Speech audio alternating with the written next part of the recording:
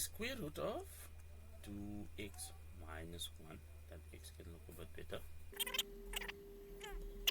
Of course we're going to square both sides. Of course we are.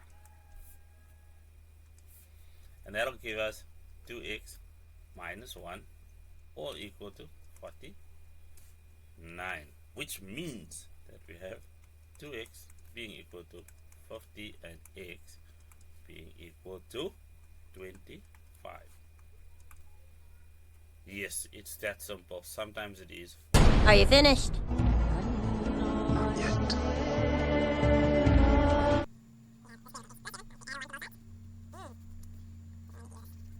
Just for that slight mistake or error that I made there, we'll add x plus 7, and like we stated, adding 1 to both sides will give us x plus 1 to the right.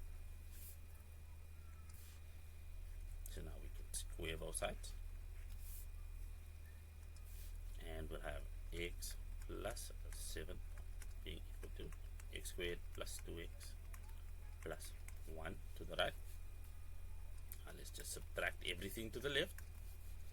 We'll take that away to get a big fat 0 again. And then to the right we'll have x squared. Well, we need to subtract that x as well. So 2x minus x gives us just an x. And then we'll have 7 minus 7 zeros out like we wanted to. And 1 minus 7 gives us negative 6. So let's factorize this mess over here. That'll give us x minus 3, x plus 2. Those are our factors. Thusly, x is equal to 3 or x is equal to negative 2. Now we can get into our verification phase. 3 plus 7. X minus 3. Ooh, yes. I think I made a mistake over here. This is good. That's why I like the verification phase. This was meant to be x plus 3 and x minus 2, which means that value should be positive and this one should be negative. So very good. So happy I made that error. Now let's make use of it. If we punch minus 3 in here, we'll get positive 4. So minus 3 plus 7 gives us 4, and the square root of 4 gives us 2. Over here minus 3 plus 1 gives us negative 2, which means that value is not valid. Let's test for the 2.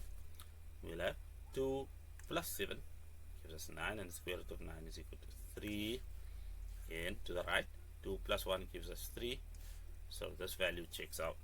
What was nice was when I had made the mistake.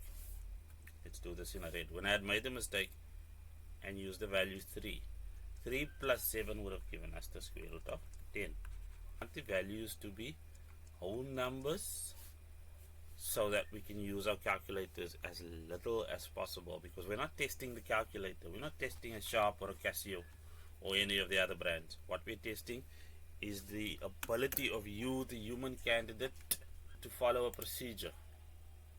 It's that simple.